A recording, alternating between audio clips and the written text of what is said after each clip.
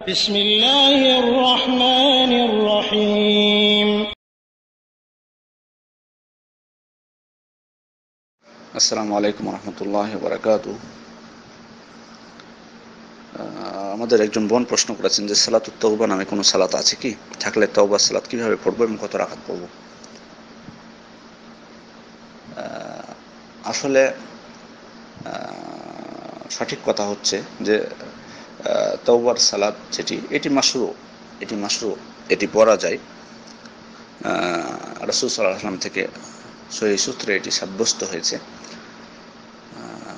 আবু দাউদের 1521 নম্বর হাদিস, হাদিসটি সহিহ, 1521 নম্বর হাদিস। রাসূল সাল্লাল্লাহু আলাইহি ওয়াসাল্লাম বলছেন, মা মিন আবদিন ইয়াযনিবু যামবান ফায়ুহসিনু আত-তুহুর সুম্মা ইয়াকুমু ফায়ুসাল্লি রাকাতাইন সুম্মা ইস্তাগফিরুল্লাহ ইল্লা গফারাল্লাহু লাহু।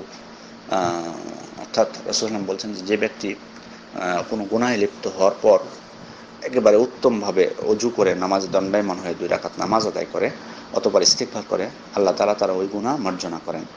তো এই হাদিসের উপর ভিত্তি করে বিদ্যাঙ্গন বলছেন যে হ্যাঁ, সালাতুত তওবা যেটা সেটি মাশরু, এটি পড়া যায়। তবে আমাদের অনেকে আবার ভুল বুঝে থাকেন যে এটি প্রতিদিন আদায় করা শুরু করেন। এটি কিন্তু ঠিক নয়। এবং অনেকে প্রতিদিন রাত্রে মনে করেন যে আদায় করতে হয়। রাত্রে বলে কথা না, এটি যে কোনো সময় আদায় করা যায়। আর এটি হলো কখন, যখন কোনো ব্যক্তি কাবিরা গুনাহ বা কোনো সগীরা গুনাহ করবে এবং সেটি থেকে তওবা করতে চাইবে, তখন এটি। আর এটি পড়ার পদ্ধতি আপনি জানতে চেয়েছেন। এটি হলো 2 রাকাত এবং নামাজ পড়ার পর আপনি ইস্তিগফার করবেন, আল্লাহর কাছে তওবা করবেন 2 রাকাত নামাজ পড়ার পর। এবং এই নামাজের নির্দিষ্ট কোনো কেরাত নাই যে সূরা ফাতিহার সাথে এই সূরাটি পড়তে হয় বা কিছু, এই ধরনের কোনো সূরা নেই। আর এখন প্রশ্ন হলো, অনেকে বলবেন যে আমরা যদি তওবা করতে চাই কোনো পাপ থেকে, তাহলে কি 2 রাকাত নামাজ পড়তে হবে? না, এটি মুস্তাহাব। কেউ যদি চান পড়তে, তাহলে পড়তে পারেন, কিন্তু তওবার শর্ত মেনে কিন্তু আপনাকে তওবা করতে হবে। আপনি এখন তওবার শর্ত মানলেন না, 2 রাকাত নামাজ পড়ে নিলেন, দিয়ে আল্লাহর কাছে ক্ষমা করলেন, আল্লাহ মাফ করে দিবে না। যে কোনো পাপ থেকে তওবা করতে হলে তওবার শর্ত আপনাকে আগে মানতে হবে। সেটা হলো যে আপনাকে পাপটা ছাড়তে হবে। দ্বিতীয় হলো যে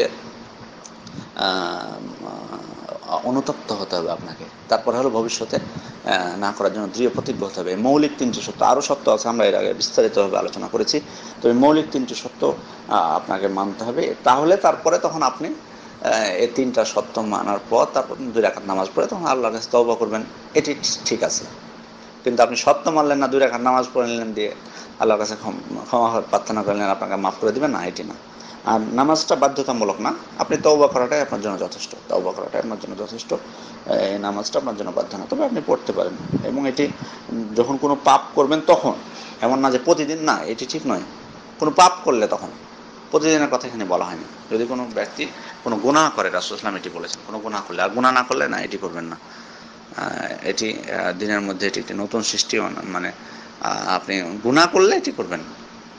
আর আপনাকে তওবা করতে হবে একবার তওবার শর্ত মেনে। আপনি প্রতিদিন পাপ করতে থাকবেন আর প্রতিদিন আপনি এটা করতে থাকবেন, না, এটি হলো না। আপনার তওবার শর্ত মানতে হবে আপনাকে, যে দৃঢ় প্রতিজ্ঞা করতে হবে ভবিষ্যতে আর করবেন না, আর পাপ ছেড়ে দিতে হবে এবং অনুতপ্ত হতে হবে। তওবার শর্ত যেটা আমরা জানি, আমাদের কাছে জানা আছে। আসসালামু আলাইকুম ওয়া রাহমাতুল্লাহি ওয়া বারাকাতুহু।